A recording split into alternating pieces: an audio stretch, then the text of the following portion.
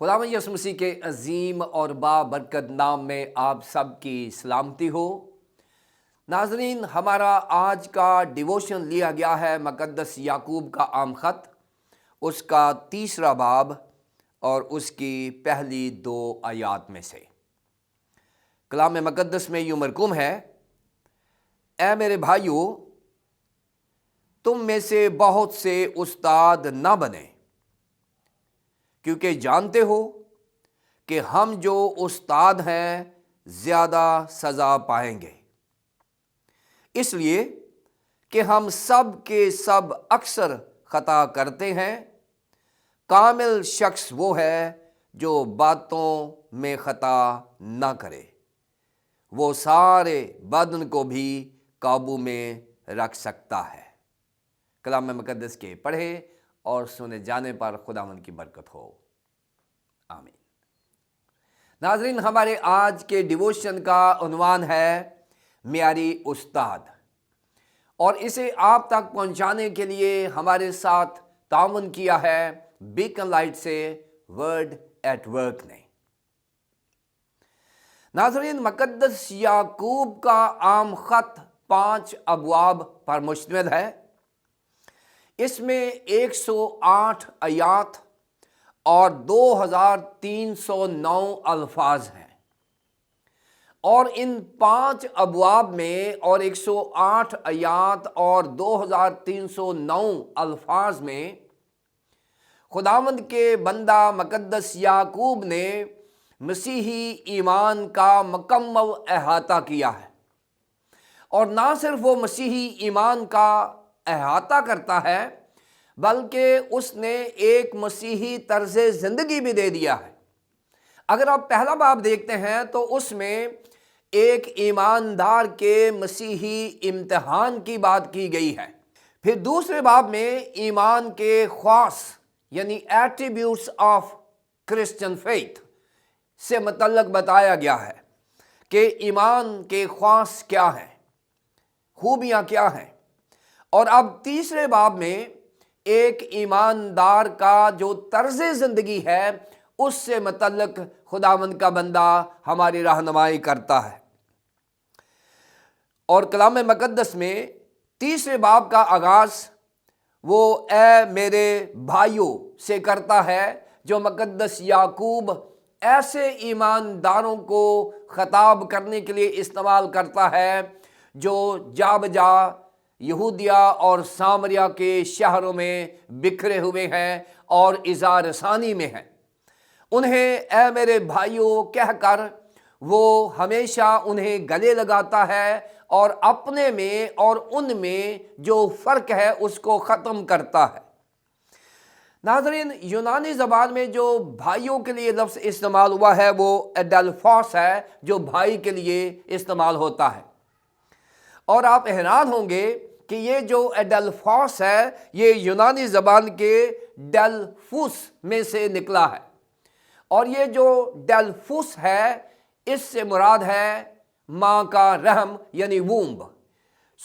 اگر مقدس یعقوب تمام ایمانداروں کو پہلی صدی سے لے کر آج تک کے ایمانداروں کو اگر وہ ایڈلفوس کہتا ہے تو اس سے مراد یہ ہے کہ ایسے لوگ جو ایک ہی ماں کے بطن سے پیدا ہوئے ہوں، یعنی مقدس یعقوب ہر ایماندار کو ایک دوسرے کا بہن اور بھائی قرار دیتا ہے۔ اور یہاں پر اس نے ایک بات سے انتباہ کیا ہے، کیونکہ مقدس یعقوب جانتے ہیں کہ ایمانداروں میں انسانی جسم ہے، اور انسانی جسم کا ایک ایسا عضو ہے جو ایمانداروں کے ایمان کو متزلزل کر سکتا ہے، لیکن اس نے اپنے آپ کو شامل کر کے اساتذہ کرام کو انتباہ کیا ہے، اور پہلی آیت میں اس نے بتایا ہے کہ اے میرے بھائیو، تم میں سے بہت سے استاد نہ بنیں، کیونکہ جانتے ہو کہ ہم جو استاد ہیں زیادہ سزا پائیں گے۔ ناظرین، اگر آپ پہلی صدی کی تاریخ پر غور کریں تو اساتذہ اکرام کو 2 چند عزت ملتی تھی۔ اگر آپ افسیوں کے خط کے 4 باب کی 11 آیت کو دیکھیں تو وہاں جو کلیسیائی خدمات ہیں ان میں اساتذہ کرام کا ذکر ہے۔ پھر اگر آپ پہلا کرنتھیوں 12 باب کی 28 آیت میں دیکھیں، وہاں خدمت گزاروں میں اساتذہ کا ذکر ہے۔ اور اگر آپ رومیو کا خط اس کا 2 باب اور اس کی 17 سے 29 آیت میں دیکھیں، وہاں پر بھی اساتذہ اکرام کا ذکر ہے۔ یعنی پہلی صدی کے جو ایماندار ہیں ان میں اساتذہ اکرام کا خاصا ذکر ملتا ہے، اور ان کی عزت بھی 2 چند تھی۔ اور شاید یہی وجہ تھی کہ وہاں پر لوگ اپنے آپ کو بغیر کسی تربیت حاصل کیے ہوئے، بغیر کسی ڈگری کے، وہ اپنے آپ کو اساتذہ ڈکلیئر کر دیتے تھے، کیونکہ اس دور میں شاید خدام کی اتنی عزت نہیں تھی جتنی اساتذہ اکرام کی عزت تھی۔ بلکہ ایک جگہ پر ایک مشہور مسیحی عالم نے یہ کہا ہے کہ اگر 2 اشخاص گم ہو جائیں یا انہیں کڈنیپ کر لیا جائے، ایک کسی بچے کا والد ہو اور دوسرا اسی بچے کا استاد ہو، تو وہ مسیحی عالم یہ کہتا ہے کہ پہلے اس بچے کے استاد کو ریڈیم کروایا جائے، اس کا کفارہ ادا کیا جائے، اس کا تاوان پے کیا جائے، پھر جا کے آپ اس کے والد کو چھڑائیں۔ یعنی یہاں تک اساتذہ کی عزت تھی۔ اور یہی وجہ ہے کہ ہر دوسرا شخص اپنے آپ کو استاد گردان دیتا تھا۔ اور شاید 21ویں صدی میں آج ہم استاد بننے سے تو گھبراتے ہیں، لیکن ہم پادری یا بشپ بننا پسند کرتے ہیں، ایسے عہدوں کی طلب کرتے ہیں جن میں عزت ملے۔ ہمارے ذہن میں خدمت ہو تو یہ بہت اچھی بات ہے۔ اگر آپ خدمت کے لیے بشپ بنتے ہیں یا خادم بنتے ہیں تو یہ تو بہت اچھی بات ہے۔ بائبل مقدس میں بھی یہ لکھا ہوا ہے کہ اگر کوئی نگہبان کا عہدہ چاہتا ہے تو اچھے کام کی خواہش کرتا ہے، لیکن اگر کوئی خادم اس لیے بنتا ہے یا بشپ اس لیے بنتا ہے یا ڈاکٹر اس لیے بنتا ہے کہ اس میں عزت کی بات ہے تو یہ خدمت نہیں ہے۔ اس لیے خداوند کا بندہ مقدس یعقوب تمام مذہبی قیادت کو انتباہ کرتا ہے، متنبہ کرتا ہے کہ ہم کلیسیائی عہدوں کو پیچھے نہ جائیں، بلکہ کلیسیا کی خدمت کے لیے اپنے آپ کو پیش کریں۔ پھر چاہے آپ خادم بنے، بشپ بنے، ڈاکٹر بنے، مقدس یعقوب کو اور کلام مقدس کو کوئی اعتراض نہیں ہے، کیونکہ ہمارا مقصد عہدہ حاصل کرنا نہیں ہے، ہمارا مقصد خدمت کو حاصل کرنا ہے اور خداوند اور اس کی کلیسیا کی خدمت کرنا ہے۔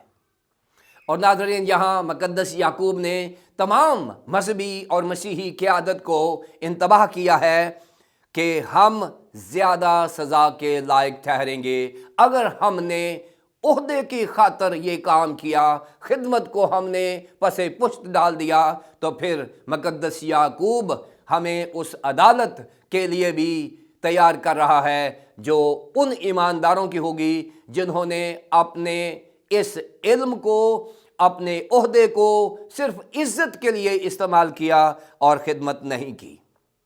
پھر دوسری آیت میں لکھا ہے، اس لیے کہ ہم سب کے سب اکثر خطا کرتے ہیں۔